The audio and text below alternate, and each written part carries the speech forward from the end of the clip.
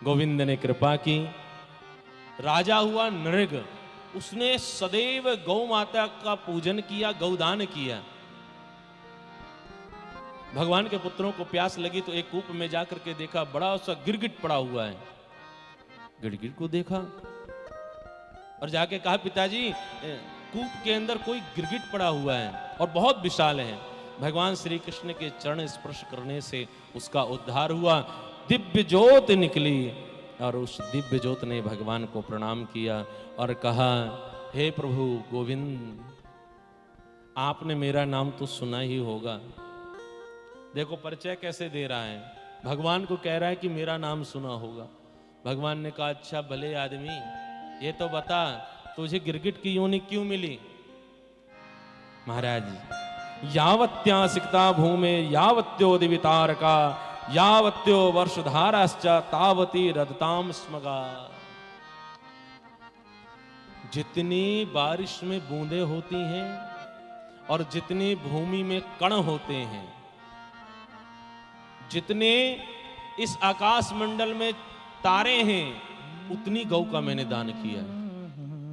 भगवान ने कहा, गौ का दान किया है तो तुझे स्वर्ग मिलना चाहिए, वैकुंठ मिलना चाहिए, लेकिन तुझे गिरगिट की योनि क्यों मिली? पहले व्यक्ति सबसे पहले अच्छाई गिनाता है अपनी। व्यक्ति की एक विशेषता है, अपनी अच्छाई गिनाएगा, बुराई नहीं बताएगा। फिर लास्ट में कहने लगा भगवान से, प्रभु एक गलती हो गई थी।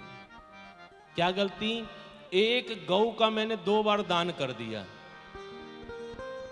एक गौ का दान किया, ब्राह्मण के घर में गई, वो गौ माता रात्रि काल छूट करके मेरे गौशाला में आ गई। अगले दिन मैंने दूसरे ब्राह्मण को उस गौ को दान कर दिया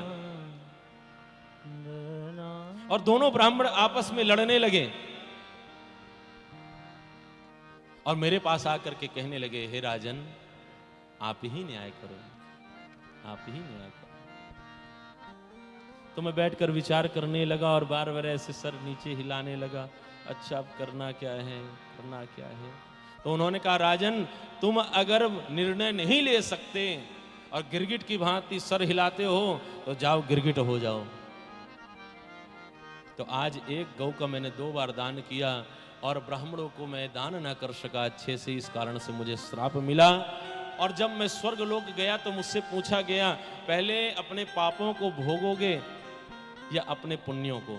मैंने कहा, पहले मैं अपने पाप को भोगूंगा, इसीलिए गिरगिट की योनि में आया। और गौदान का परिणाम यह हुआ गोविंद कि आपके दर्शन हुए और आपके हाथों के द्वारा मेरा उद्धार हुआ। अब करोड़ों वर्षों तक मैं आपके गोलोक धाम में रहूंगा। गौ का महत्व है प्यारे, जो आपको नरक से स्वर्ग तक लेकर के जाती है। बिना गौदान के आप कभी भी, गरुड़ पुराण में आप पढ़िएगा, बैतरणी पार नहीं कर सकते। बैतरणी को पार अगर करना है तो उसके लिए आपको गौदान अवश्य करना होगा। ये गौ की महिमा है प्यारे। हमारे शास्त्र कहते हैं, जिस व्यक्ति ने जीवन में गौ का दान कर लिया, उसे समस्त प्रकार की सिद्धियां प्राप्त हो जाती हैं। यत् फलम सर्वयज्ञेषु दीक्षया च लभेन नरा तत्पुण्यम लभते सद्यो गोभ्यो दत्वा तृणानि च। कहा जाता है, सारे यज्ञ करने से जो पुण्य प्राप्त होता है और सारे तीर्थों में स्नान करने से जो फल मिलता है, वो गौ माता को केवल चारा डालने मात्र से हमें प्राप्त हो जाता है। ये गौ माता की महिमा है।